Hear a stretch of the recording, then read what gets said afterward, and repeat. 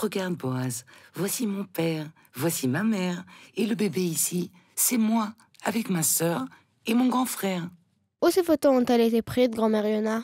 Ces photos ont été prises en Italie, où je suis née, avant la guerre. Quelle guerre? La Seconde Guerre mondiale, dans laquelle de nombreux pays du monde entier ont été impliqués. Et voici ma sœur et moi, juste avant la guerre. Et me revoilà. J'ai grandi en Italie, dans une ville où vivaient des non-juifs et des juifs. Dans ma famille, il y avait ma mère Elena, mon père Yohanan, mon frère aîné et ma sœur. Comment s'est passée ton enfance, grand-mère Yona? J'ai eu une enfance très heureuse. Nous vivions comme tout le monde, mais nous observions aussi les coutumes juives. Nous allions à la synagogue, mais aussi au bord de la mer, et nous célébrions toutes les fêtes juives. Et regarde, voici la coupe à vin spéciale que nous utilisions déjà à l'époque pour boire le soir de la Pâque juive. Grand-mère, nous utilisons toujours cette coupe. C'est vrai, nous l'utilisions tous les soirs de la Pâque juive chez grand-mère Yael. Grand-mère Yona, était-ce dangereux pour toi et ta famille pendant la guerre? Oui, nous étions en grand danger, comme beaucoup de juifs en Europe à cette époque. Mais nous avons eu beaucoup de chance et nous avons été sauvés.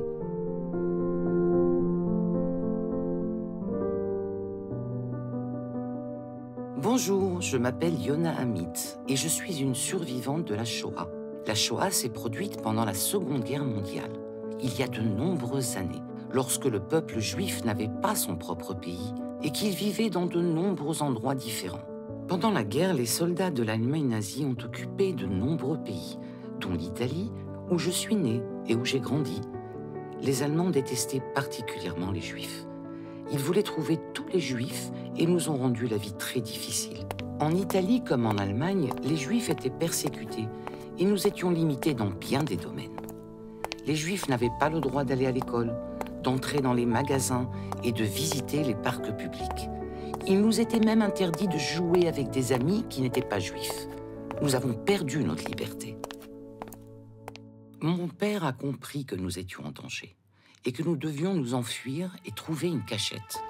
Il a loué un cheval et une charrette avec laquelle 9 membres de notre famille proche ont voyagé. Mon père, ma mère, moi-même, ma sœur, mon frère, ma grand-mère, ma tante et ses 2 enfants, mes cousins. On nous a donné l'adresse d'une bonne famille qui était prête à nous cacher. Et nous nous sommes rendus chez elle. Nous n'avions jamais rencontré cette famille et elle ne nous connaissait pas non plus, mais avec beaucoup de courage. Elle était prête à nous aider et nous a invités chez elle, où elle nous a montré le grenier de sa maison. Je ne me souviens pas très bien de ce que j'ai vécu dans ce grenier, car je n'étais qu'une petite fille. Mais je me souviens que le plus important était que nous soyons ensemble. Je me souviens également qu'il nous était interdit de quitter le grenier et que j'avais faim, car il n'y avait pas beaucoup de nourriture. Nous vivions dans la crainte constante que les Allemands découvrent notre cachette. C'est pourquoi les personnes formidables qui nous cachaient ont décidé de nous déplacer vers un autre endroit, où d'autres personnes bienveillantes nous ont accueillis chez elles. Mais quelque temps plus tard, il a été décidé que l'endroit le plus sûr pour nous cacher, nous, les enfants, serait un monastère. Nous avons donc été transférés dans un monastère, sans nos parents, et nos parents ont déménagé dans un autre endroit. Un monastère est un endroit où vivent certains chrétiens religieux, appelés moines et nonnes. Ce monastère était aussi un pensionnat où les élèves apprenaient et vivaient pendant la semaine et les week-ends. Le dimanche, les étudiants rentraient chez leurs parents. Personne n'avait le droit de savoir que nous étions juifs, car les enfants allemands apprenaient également dans cet établissement. Seule la responsable du monastère savait que nous étions juifs, mais personne d'autre. Malgré la guerre et les bombardements, la vie au monastère était meilleure que dans cette cachette.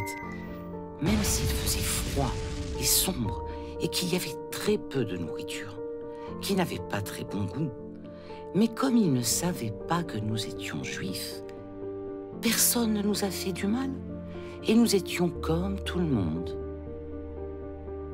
Mon père, qui ne savait pas quand il nous reverrait, voulait que nous nous souvenions toujours que nous étions juifs et nous a dit que chaque soir, avant de nous coucher, nous devions réciter la prière Shema Israël.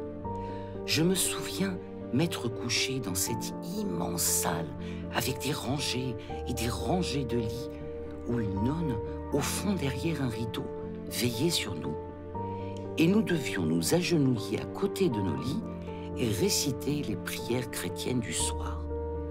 Après cela, je me mettais au lit, je me couvrais la tête avec la couverture et je disais « Shema Israël, écoute Israël, le Seigneur notre Dieu, le Seigneur est unique. » Exactement comme papa me l'a appris. À l'époque, en raison du danger que couraient les Juifs en Italie, les Juifs italiens ont commencé à passer clandestinement en Suisse parce qu'ils y étaient en sécurité. Le seul moyen d'entrer en Suisse était de traverser les Alpes, une immense chaîne de montagnes couverte de neige tout au long de l'année. Il n'était pas possible de passer par là en voiture ou en train, car les Allemands gardaient les frontières et nous auraient attrapés puisque nous étions juifs. Le seul moyen d'atteindre la Suisse était donc de marcher de nuit avec l'aide de personnes appelées passeurs, qui connaissaient bien le chemin. On nous a fait sortir du monastère et nous avons retrouvé notre père, notre mère, notre grand-mère et notre tante. Puis, nous nous sommes mis en route. Par une nuit pluvieuse, sombre et froide, nous nous sommes mis en route et nous avons commencé à marcher le long des sentiers. J'ai pleuré pendant tout le trajet parce que j'avais peur et que je ne voyais rien. Il faisait sombre et c'était boueux. Mais j'ai tenu la main de ma mère et elle m'a réconforté tout au long du chemin en me disant que nous allions bientôt arriver. Je me souviens qu'en cours de route, il y avait une clairière et que les passeurs devaient nous faire passer l'un après l'autre. Ma mère est passée la première, j'étais deuxième. Le passeur m'a fait passer devant ma mère et lorsque je l'ai rejointe, elle a pleuré et m'a serré dans ses bras en disant « Taoubale, tu es là !» J'étais de retour dans les bras de ma mère et tout allait bien. Nous avons continué à marcher et sommes arrivés au sommet de la montagne.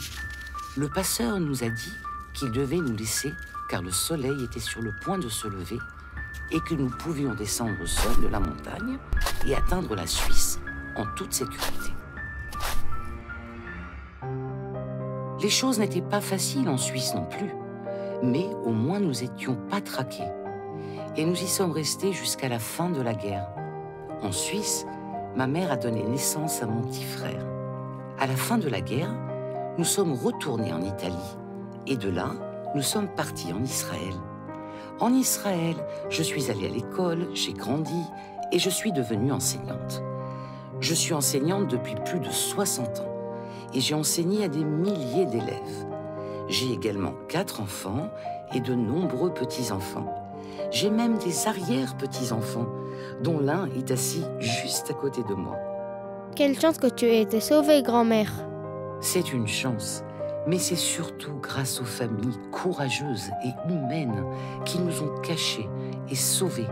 Ces personnes ont reçu la distinction de juste parmi les nations, qui était accordée aux non-juifs qui ont sauvé des juifs pendant la guerre, même si c'était très, très dangereux, parce que les Allemands auraient puni toute personne qui aurait aidé des juifs. C'est grâce à ces personnes que nous sommes en vie, toute ma famille et toi aussi, dans notre beau pays, en Israël.